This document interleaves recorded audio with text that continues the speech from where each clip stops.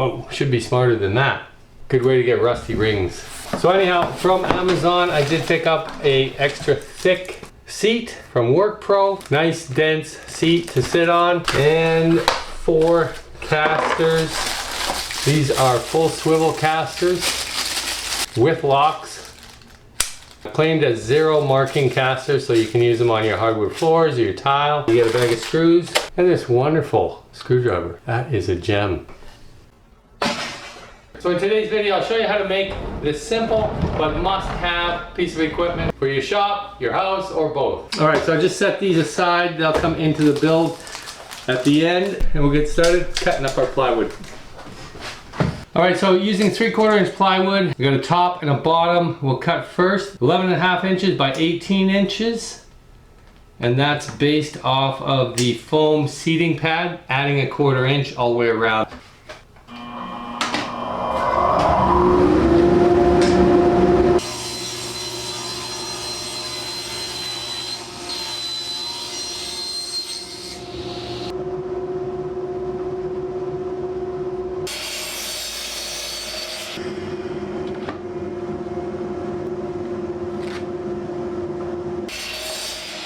All right, the next 2 pieces are our 2 end pieces of the bench. They're gonna be 11.5, which is what we are from our previous cut, by 12 inches high. So the bench will be roughly, with the casters, it's gonna be 14 inches off the ground, plus the seat, so maybe 15 inches.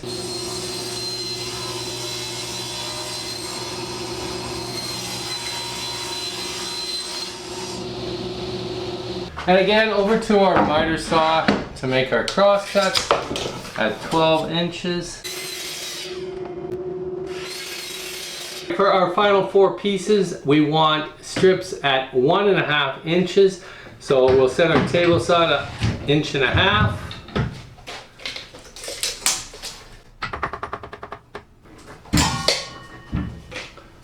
And there's no sense in using a whole piece. We'll have enough from our last crosscut section.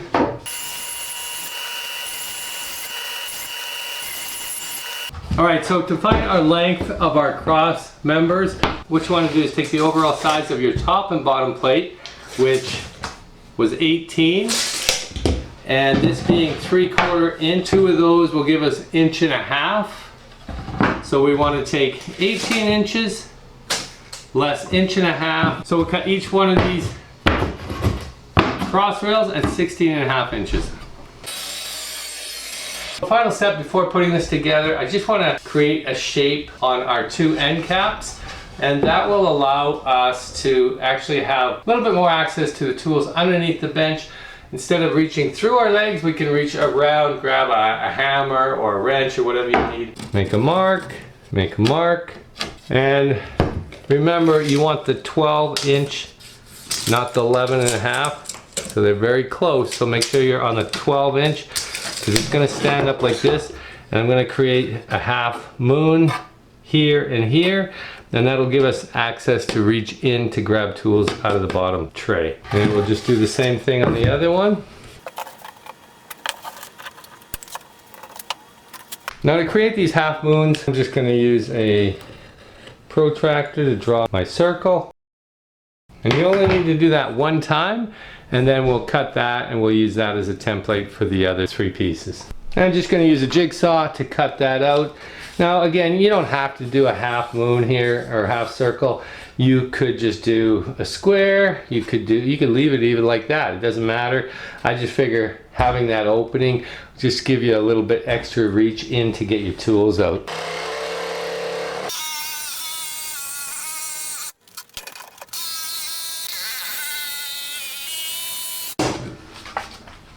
And then we can just go ahead, transfer that shape over to the other side, and everything will be consistent then.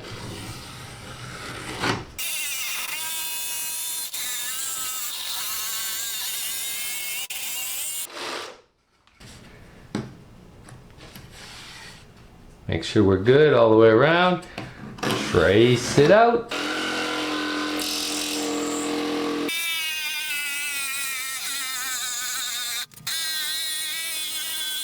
I gotta give this thing a plug. I'm not sponsored by Makita by any means, but this is absolutely one of the best jigsaws I've owned for cordless saws. This one, the best so far for me, and I've tried a lot of them.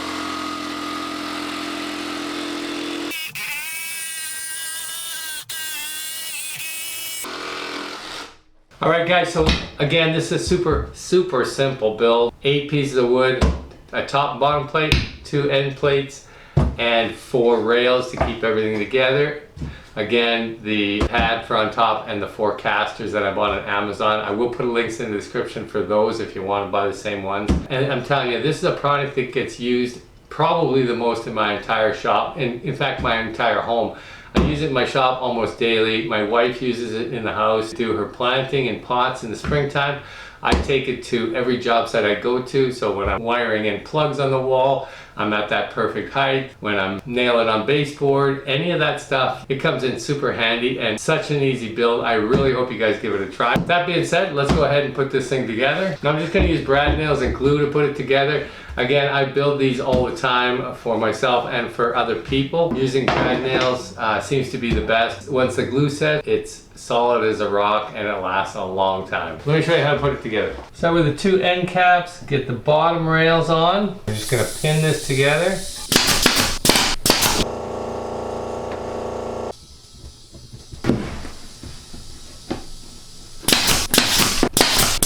Flip it over, do the same thing on the bottom. From there, we run a bead around the outer perimeter. Take one of our top and bottom pieces, make sure it's square.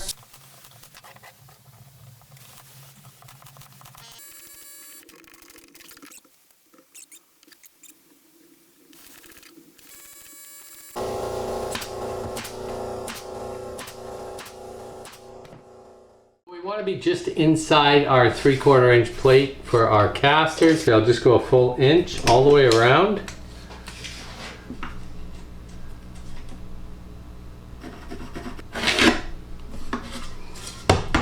Our perimeter lines.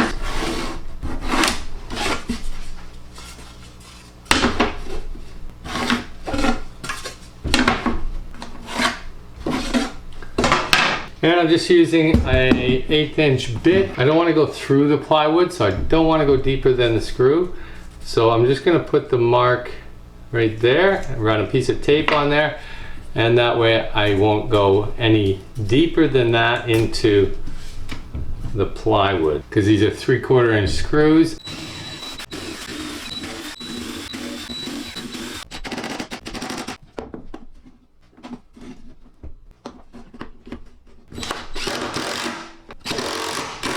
So yeah, now we can just flip it over and you can see that none of the screws came through. We can lock this into place if we so choose. I never do, but these wheels are locking, so you can lock them. Now we can add the top. The ones I buy always have a grip for carrying it. What we're gonna do is just trace that grip out into another piece of wood, cut it out, and then secure it to the top here, and then this will just mount and sit like that, and the block will be in here, stopping the pad from falling off all the time.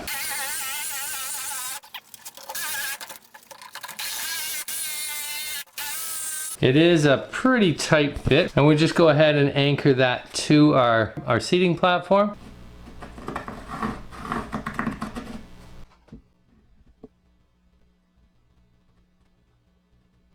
And we just set her on top there. Make sure everything lines up, and then we can go ahead, pin it in.